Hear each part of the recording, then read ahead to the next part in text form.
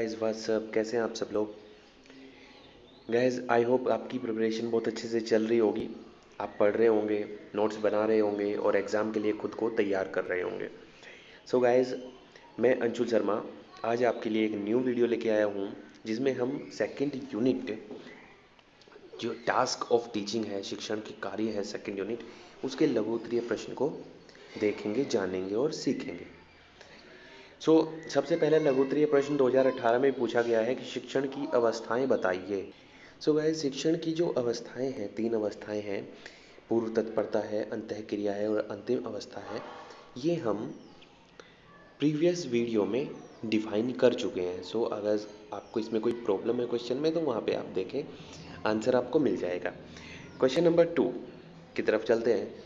शिक्षण की अंतः क्रिया अवस्था को संक्षेप में स्पष्ट कीजिए। इस चरण के दौरान शिक्षक क्या करता है?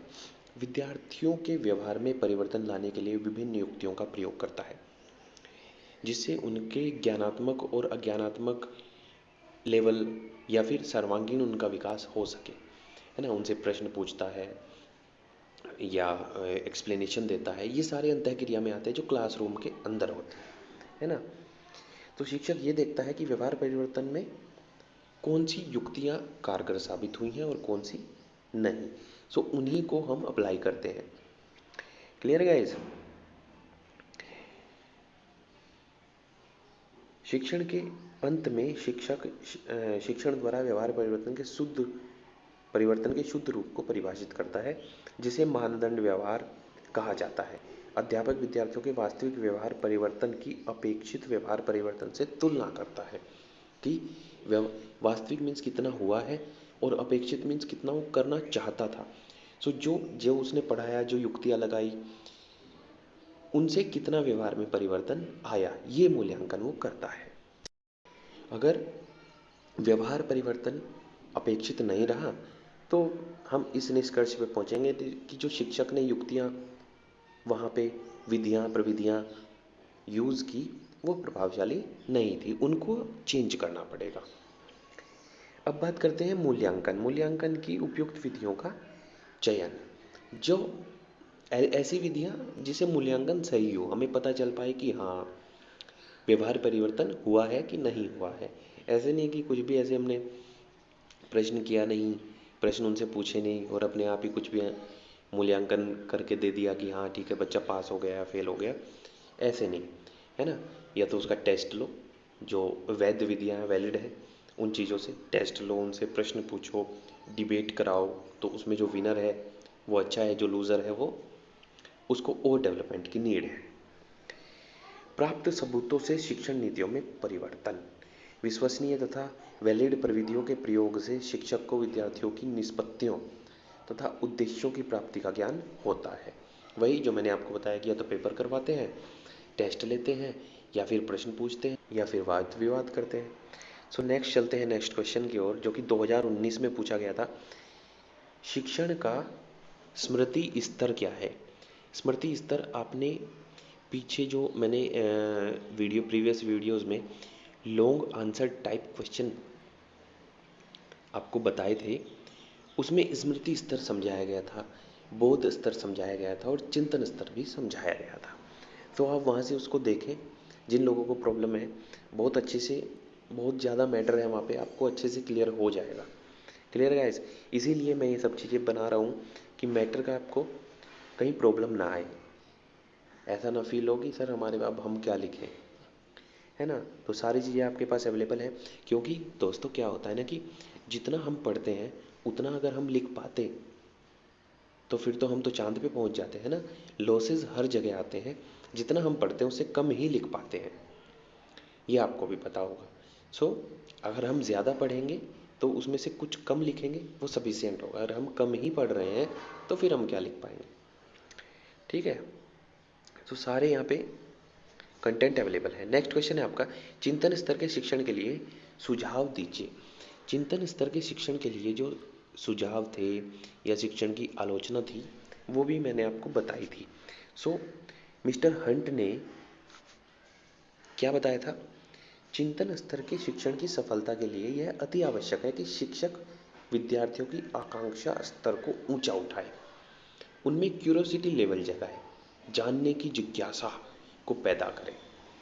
शिक्षक को चाहिए कि वह विद्यार्थियों को चिंतन स्तर के शिक्षण में प्रवेश उसी समय दें जब वे स्मृति स्तर और बोध स्तर वाले इन लेवल्स को पार कर जाएं। शिक्षक विद्यार्थियों के सम्मुख ऐसी समस्यात्मक परिस्थितियां उत्पन्न करे कि सभी विद्यार्थियों में मौलिक तथा सृजनात्मक क्रिएटिव चिंतन विकसित हो जाए। वो सोचें, वो दिमाग में अपना प्रेशर डालें, लोड डालें, ताकि उनका माइंड जो है ना वो अच्छे से वर्क करने लगे। शिक्षण के दौरान विद्यार्थियों के सामने ऐसा स्वतंत्र तथा खुला हुआ वातावरण होना चाहिए कि वे वाद विवाद में सक्रिय रूप से भाग लेकर समस्या को सुलझा सके। ऐसा नहीं है कि आपने बहुत स्ट्रिक्ट टीचर है, बच्चे डर के मारे कुछ पूछ नहीं रहे, कुछ बात नहीं कर रहे, कुछ बता नहीं रहे समस्याओं को। सो वहाँ पे क्या है, शिक्षण उतना प्रभावशाली नहीं हो पाता, बच्चे क्या है गुमसुम रह जाते हैं। सो माहौल स्वतंत्र होना चाहिए कि बच्चा खुल के अपनी बात कह सके, जिससे टीचर उसका समस्या का निदान कर सके। ठीक है दोस्तों, अब आता है क्वेश्चन नंबर नेक्स्ट। शिक्षण क्रियाओं के महत्व को स्पष्ट कीजिए। इंपॉर्टेंस ऑफ टीचिंग ऑपरेशंस, क्या क्या उनके महत्व हैं, सिग्निफिकेंस क्या क्या है। तो शिक्षण प्रक्रिया विभिन्न शिक्षण प्रक्रियाओं का समग्र रूप है, अतः शिक्षण क्रियाएं अत्यंत महत्वपूर्ण विषय वस्तु है। सो आगे कुछ बिंदुओं को हम देखते हैं जो उनके जो इम्पोर्टेंस है उनको शो करते हैं। सो गाइज, शिक्षण क्रियाओं में ये भी सम्मिलित किया गया है कि टीचर को उससे पहले क्या करना है और बाद में क्या करना है। तो सारी स्टेप बाय स्टेप डिस्क्रिप्शन है वहाँ पे, है ना, कि इस स्टार्टिंग में आप क्या करेंगे, पूर्व तत्परता है, अंतः क्रिया है, फिर अंतिम अवस्था है। ये तीनों चीज़ें यही है कि क्लास में लेक्चर से पहले क्या होगा, बीच में क्या होगा लेक्चर के समय पे, और एंड में क्या करना है। सारी चीज़ें हमें मिलती हैं। दूसरा क्या महत्वपूर्ण पॉइंट है, शिक्षण क्रियाएं शिक्षण चरों के स्वरूप को समझने में सहायता देती हैं। डिफरेंट लेवल्स में बांट दिया है, सो उनको अंडरस्टैंडिंग लेवल वहाँ पे बढ़ जाता है और जो शिक्षण कार्य है वो प्रभावशाली हो जाता है। इनको सुव्यवस्थित कर शिक्षण प्रक्रिया की प्रभावशीलता बढ़ाई जा सकती है। क्रमबद्ध तरीके से हम अगर लेसन को या जो भी हम एक्सप्लेनेशन दे रहे हैं क्लास में, उसको क्रमबद्ध तरीके से दिखाना चाहिए, इससे लेक्चर और प्रभावशाली बनता है।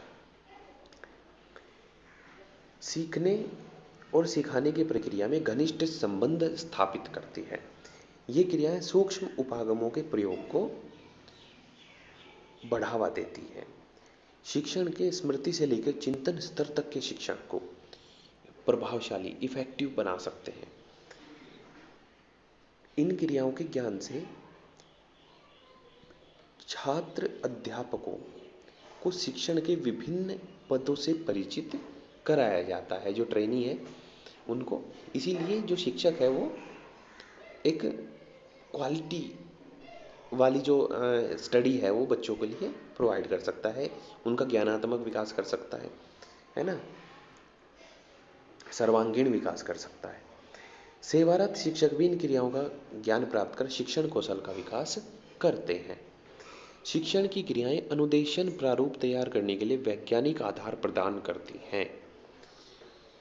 शिक्षण के मूल्यांकन के लिए उचित विधियों के विषय में निर्देशन देती है। मूल्यांकन कैसे करना है, छात्रों और शिक्षकों को ये क्रियाएं वास्तविक धरातल पर लाकर शिक्षण व्यवस्था सुधार के लिए प्रयत्नशील रहती हैं। सारी चीज़ें देखिए, इसमें आपको एक चीज़ कॉमन है, वो ये है कि हमें शिक्षण को प्रभावशाली बनाना है, अच्छे शिक्षक तैयार करने हैं जो बच्चों का हर लेवल पे डेवलपमेंट करा सकें, है ना, ज्ञानात्मक, सृजनात्मक, सामाजिक, प्रयोगात्मक, व्यवहारिक, ये सारे विकास उनके हो सकें, ऐसी शिक्षा हमें प्रोवाइड करनी है। तो वो सारी विधियां हम यहाँ पे सीख रहे हैं। क्लियर गाइस, ये सीखने की परिस्थितियाँ उत्पन्न करती है, छात्रों के क्यूरोसिटी लेवल को इम्प्रूव करती है, उनमें मतलब जिज्ञासा जागृत होती है। ये शिक्षण की क्रियाओं के निरीक्षण तथा विश्लेषण के लिए वैज्ञानिक आधार प्रस्तुत करती है। तो ये थे महत्वपूर्ण कुछ पॉइंट्स जो आपको याद रखने हैं। आई होप एक बार आप मतलब ध्यान से इसको लेक्चर बाय लेक्चर अगर चल रहे हैं तो मुझे नहीं लगता कि आपको कुछ करने की नीड है, ऐसे ही आपको लर्न होता जा रहा है, लेकिन फिर भी आप नोट्स बनाते रहें, पेपर टाइम में काम आते हैं। Clear guys? सो गाइज मिलते हैं नेक्स्ट वीडियो में कुछ नए पॉइंट्स के साथ, कुछ नए फैक्ट्स के साथ। तब तक के लिए गाइज पढ़ते रहें, आगे बढ़ते रहें। All the best.